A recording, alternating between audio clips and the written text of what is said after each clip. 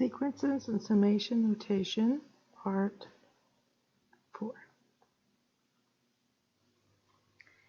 Recursively defined sequences. Okay, so this is a special type of sequence. What is so special about it?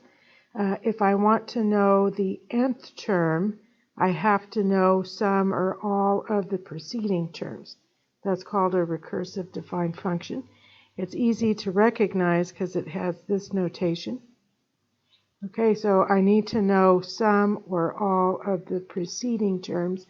This would be the term before an.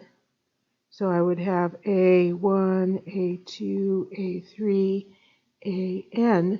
What would be the term before an? That would be an minus 1. If we can remember that notation, it makes these problems a little bit more easier. Okay, so let's look at this example. A sequence is defined recursively by the given formula. Find the first 5 terms. Find the first 5 terms of the sequence.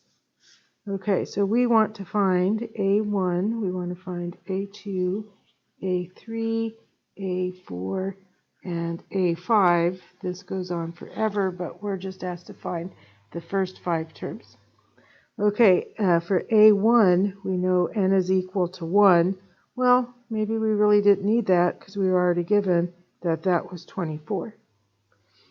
Okay, to get the second term, which was when n is equal to 2, when n is equal to 2, what we're going to do is we're going to take the previous term and divide by 6. So I'm going to take the previous term and I'm going to divide by 6. So now we have negative 24 as the first term. Negative 24 divided by 6 would be negative 4 for the second term. Okay, we'll just keep going in that same manner. To get the third term, when n is equal to 3, we're going to take the term before it and divide by 6. So the term before it, which is the 4, divided by 6, that becomes a negative 2/3. The term before it and divide by 6, that becomes negative 1/9.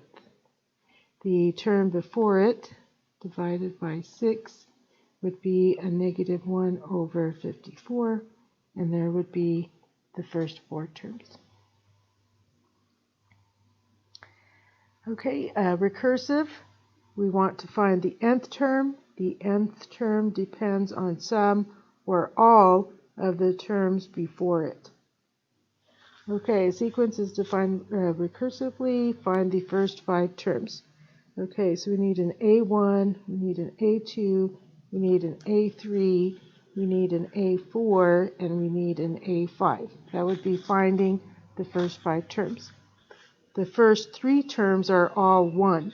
So this would be 1, 1, and 1. So pretty easy. To get A4, okay, so to get the current term, which is A4, I'm going to find the term before it, the term before that, and then the term even before that.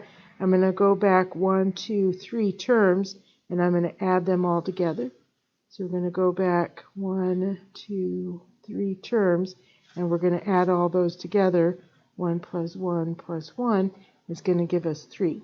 So we've got 1, 1, 1, and then a 3. Okay, then our last term, which would be A5. To get A5, we're going to take the term before it, the term before that one, and then the third. We're going back again 3 terms. So to get A5, I'm going to take these 3 terms and add them together. So that would be 1 plus 1 plus 3, which would be A5, and I can continue on in that same pattern.